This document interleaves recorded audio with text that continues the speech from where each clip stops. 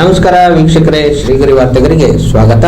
ನಾನು ನಿಮ್ಮ ಗ್ರಹೇಶ್ವರ ಗಾರ್ಡಿಗೇಂದ್ರ. ದಿನಾಂಕ ಮಾರ್ಚ್ 3, 2026ರಂದು ಅನ್ವೇಷಣಾ ಸೇವಾ ಟ್ರಸ್ಟ್ ವತಿಯಿಂದ ಚುಟುಕು ರತ್ನ ಡಾಕ್ಟರ್ ಎಂ ಅಕ್ಬರ ಅಲಿ 101ನೇ ಹುಟ್ಟುಹಬ್ಬದ ಅರಸು ಪತ್ರಿಕೆ 13ನೇ ವರ್ಷದ ವಿಶೇಷ ಸಂಚಿಕೆ ಲೋಕಾರ್ಪಣೆ ಸಮಾರಂಭವನ್ನು ಏರ್ಪಡಿಸಲಾಗಿತ್ತು. ಉದ್ಘಾಟಕರು ಶ್ರೀ ಎಲ್.ಎನ್. ಮುಕುಂದರಾಜ್, ಅಧ್ಯಕ್ಷರು ಕರ್ನಾಟಕ ಸಾಹಿತ್ಯ ಅಕಾಡೆಮಿ ಬೆಂಗಳೂರು. ಅಕ್ಬರ ಅಲಿ ಅವರ ಭಾವಚಿತ್ರಕ್ಕೆ ಪುಷ್ಪಾರ್ಚನೆ ಶ್ರೀ ಎಂ. ಶಿವಣ್ಣ, ಮಾಜಿ ಸಚಿವರು, ಕರ್ನಾಟಕ ಸರ್ಕಾರ, Shri Srinivasa Bahadur, doctor M G R Arasu, Shri doctor B R Nataraja Joyesh ಅಧ್ಯಕ್ಷರು, ಸಂಧ್ಯಾ ಸುರಕ್ಷಾ ಟ್ರಸ್ಟ್ ಮುಂತಾದವರು ಉಪಸ್ಥಿತರಿದ್ದರು. ಗ್ರಂಥ ಇದೆಯಲ್ಲ, ಕರ್ನಾಟಕ ಭಾರತ ಕಥಾವಂಜರಿ, ಅದು ಅಷ್ಟೆಲ್ಲ ಸೇರಿ ಕಾವ್ಯ ಆಗಿರೋದಲ್ಲ. ಅದರೊಳಗಿರುವ ಒಂದೊಂದು ಸಾಲಿನ ರೂಪಕಗಳಿದಾವಲ್ಲ, ಅವು ನಮ್ಮ ಮನಸ್ಸನ್ನ ಗೆಲ್ತವೆ. ಎಷ್ಟು ಚೆನ್ನಾಗಿರೋ ರೂಪಕಗಳು ಅವನು ಕಟ್ಕೊಳ್ತಾ, ಅದಕ್ಕೆ ಅವನ ರೂಪಕ ಸಾಮ್ರಾಜ್ಯದ ಚಕ್ರವರ್ತಿ ಅಂತ ಕರೀತಾ ಇದ್ರು. ಅವನು ಕವಿ ಅಂದ್ರೆ ರೂಪಕಗಳಿರ್ಬೇಕು. ನೀವು ಸುಮ್ಮನೆ ಏನೋ 4 ಸಾಲು ಮಾತಿನಲ್ಲೇ ಬರೆದು ಬಿಟ್ರೆ, ಗದ್ಯದಲ್ಲೇ ಬರೆದು ಬಿಟ್ರೆ ಆಗಲ್ಲ. ಗದ್ಯಕ್ಕೂ ಪದ್ಯಕ್ಕೂ ವ್ಯತ್ಯಾಸ ಇರುತ್ತೆ. ಯಾರು ರೂಪಕಗಳನ್ನ ಸರಿಯಾಗಿ ಸೃಷ್ಟಿಸಬಲ್ಲರೋ, ರೂಪಕ ಅಂದ್ರೆ ಬೇರೆ ಏನೂ ಅಲ್ಲ, ಶಬ್ದದಲ್ಲಿ ಬರೆಯುವ ಚಿತ್ರ.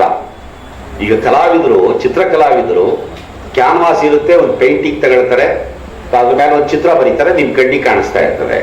ಆದ್ರೆ ಕವಿ ಆದವನಿಗೆ ಕ್ಯಾನ್ವಾಸ್ ಯಾವುದು? ಹಾಳೆ. ಅವನು ಬರೆಯೋ ಬ್ರಷ್ ಯಾವುದು? ಪೆನ್ನು.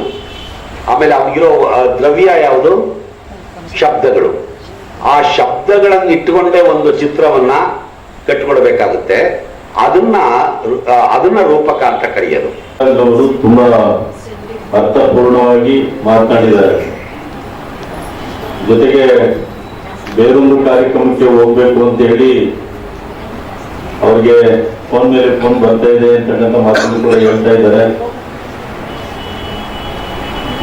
ಹೆಚ್ಚು ಸಮಯ ನಾನು ಕೇಳ್ಕೊಳಕ್ ಹೋಗೋದಿಲ್ಲ.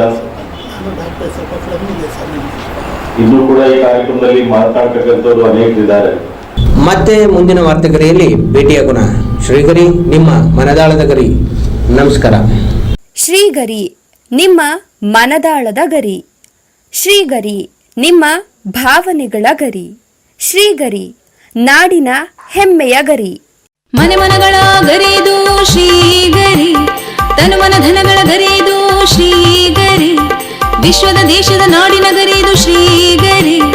ಶ್ರೀಗರಿ ಶ್ರೀಗರಿ ಶ್ರೀಗರಿ ಶ್ರೀಗರಿ ಶ್ರೀಗರಿ, ನಿಮ್ಮ ಮನದಾಳದ ಗರಿ.